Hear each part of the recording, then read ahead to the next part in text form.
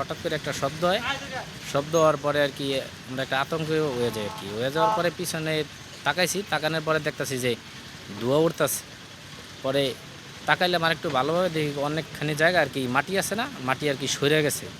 সম্ভবত এই জায়গায় আরও অনেক আগে থেকে হয়তো বম মজুত করা ছিল, এই গরমের কারণে আর কি এটা ব্লাস্ট হয়ে গেছে।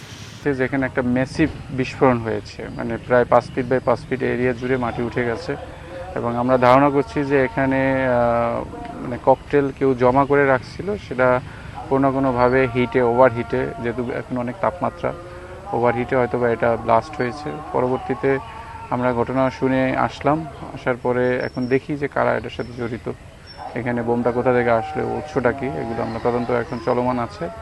আমরা এটা নিয়ে কাজ করছি, যদি তদন্ত অগ্রগতি হয় আমরা জানাবো। যেখানে বিগত এটা অনেক দিনের পুরানো একটা ব্যাপার এবং এটার সাথে অনেকেই, যেমন ধরেন ঘরের যারা গৃহিণী, ছোট ছোট বাচ্চা, তারা তো প্রত্যেকেই এটার সাথে কম বেশিভাবে জড়িত কোনো না কোনোভাবে। তো এটাকে আসলে নিরসন করা উচিত। এখানে যারা প্রশাসনিক লোকজন আছেন তারাও চাচ্ছেন যে এটা নিরসন হোক। RICL TMX, যুগের পর যুগ স্থাপনা থাকে মজবুত।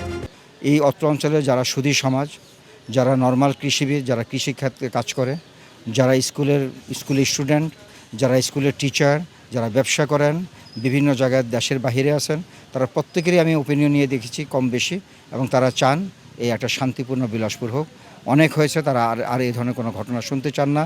তারা চান না আর এখানে নতুনভাবে কেউ আহত হোক বা কোনো রকম কোনো একটা বিশৃঙ্খলা পরিস্থিতির সৃষ্টি হোক, এটা তারা চান না। এখানে আমরা টোটাল ভিজিট করলাম, পরিদর্শন করলাম, এবং আমার পাশে এখানে আছে যারা যেখানে ঘটনাটা ঘটেছে তার থেকে ধরেন প্রায় 50 থেকে 60 ফিট দূরত্বে তারা কাজ করতেছিল, এবং সেখানে তারা বিকট একটা আওয়াজ শুনেছে। আওয়াজ শোনার পর তারা ওটাকে চেষ্টা করেছে কোথায় হচ্ছে এটা বের করার জন্য, এবং সেই আওয়াজের পাশে এখানে তারা কোনো ইনজুরি যে হয়েছে বা এটার সাথে যে কেউ কোনো সম্পৃক্ত আছে, সেই সম্পৃক্তটা আসলে তারা এরকম কাউকে দেখতে পারে না। এখানে কোনো লোকজনের সেই সমাবেশটা এখানে ছিল না। তো শুধু আওয়াজ, এখানে অনুমান করা যায় যে হয়তো তারা মাটির নিচে তারা এই বোমগুলো হয়তো পুঁতে রেখেছিল, হয়তো গরমের কারণে বা অন্য যে কোনো কারণে হয়তো বা এটাকে একটা বিস্ফোরণ হয়েছে। আমরা চাই যে এই বিলাসপুরটা একটা, সবারই একই মতামত যে তারা এই বিলাসপুরটাকে একটা শান্তিপূর্ণ বিলাসপুর দেখতে চায়, এবং আমরা সবাই মিলে এই লক্ষ্যে কাজ করবো ইনশাল্লাহ।